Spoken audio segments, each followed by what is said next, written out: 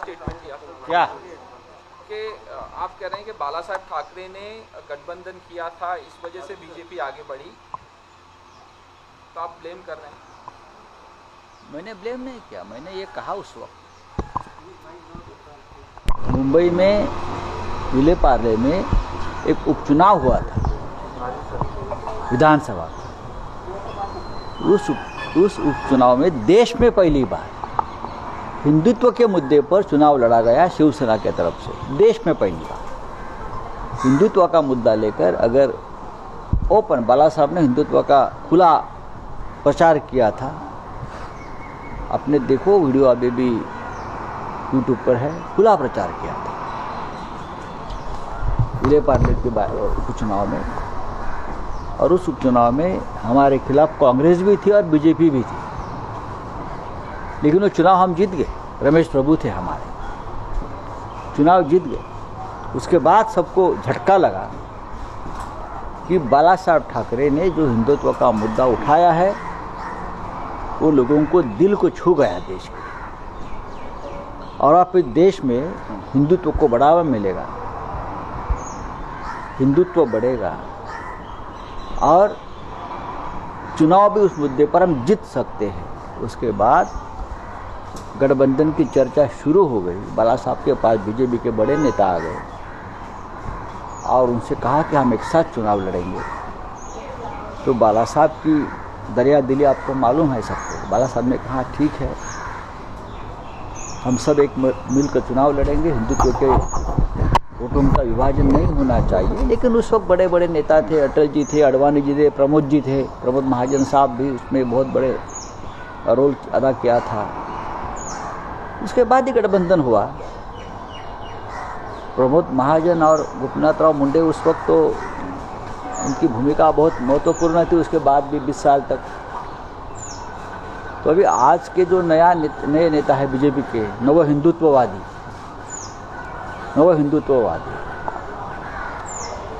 उनको उनके इतिहास के कुछ पन्ने किसी ने फाड़ दिए, इसलिए उनको जानकारी नहीं।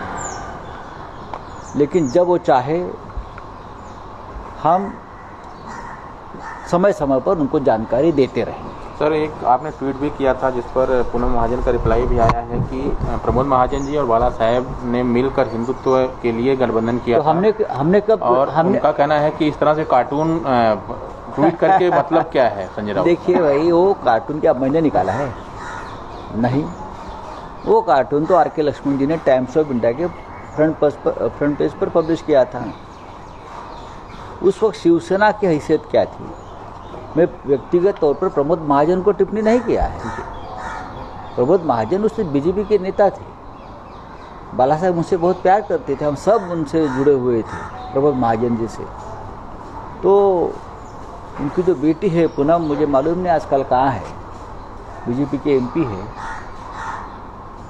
लेकिन आपने देखा होगा कि भारतीय जनता पार्टी में प्रमोद महाजन जी का परिवार हो, मुंडे जी का परिवार हो, मनोहर पर्रिकर का परिवार हो, सबको अंधेरे में ढकल दिया। तो मैं भी पूनम से पूछना चाहता हूँ कि बीजेपी में आप कहाँ हैं?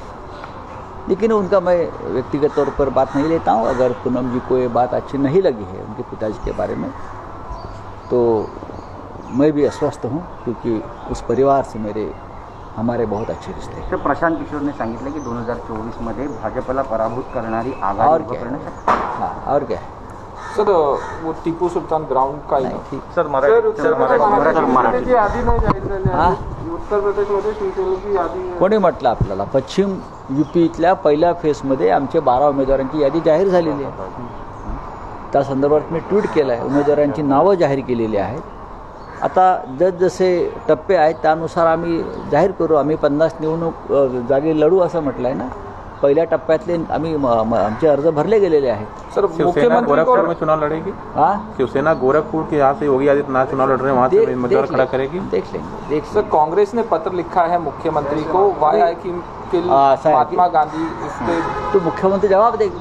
सर बाळासाहेब थोरातांनी म्हटलेलं आहे की जर शिवसेना दिल्ली काबीज करण्याबद्दल वक्तव्य करत असेल तर त्यात काही गैर नाही आहे. येत्या काळामध्ये पुन्हा देश पातळीवरती सेना आणि काँग्रेसची युती होईल असं वाटतं? बाळासाहेब थोरात यांचं म्हणणं बरोबर आहे. दिल्ली काबीज करणं म्हणजे सगळ्यांना एकत्र घेऊन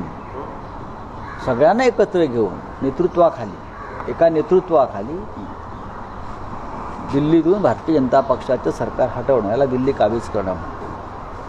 आज दिल्ली 1-2 व्यक्तींच्या हातात आहे. दिल्लीवर देशाचं वर्चस्व पाहिजे. दिल्ली देशाची आहे, एखाद्या राजकीय पक्षाची किंवा दुसऱ्या व्यक्तीची नाही.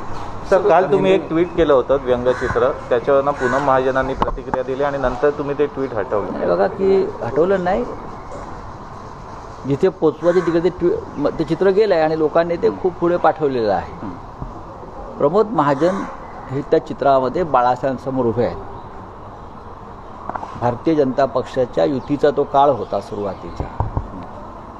काल महाराष्ट्रातल्या भाजपा नेत्यांनी जी वक्तव्य केली शिवसेनेविषयी, ते सत्य काय होतं त्या काळात हे दाखवण्यासाठी RK लक्ष्मण हे तटस्थ व्यंगचित्रकार होते. टाइम्स ऑफ इंडियात त्यांनी प्रसिद्ध केलेलं ते व्यंगचित्र होतं. पूनम महाजन यांना इतकं अस्वस्थ व्हायचं कारण नव्हतं. ते काही मी प्रमोदजींवरती व्यक्तिगत केलेली टीका टिप्पणी नाही. तसं असतं तर त्यावेळेलाच त्याने आक्षेप घ्यायला पाहिजे होता, 30, 35, 40 वर्षापूर्वी. अजूनही ते कार्टून लोकांच्या संदर्भात आहे, संग्रहात आहे.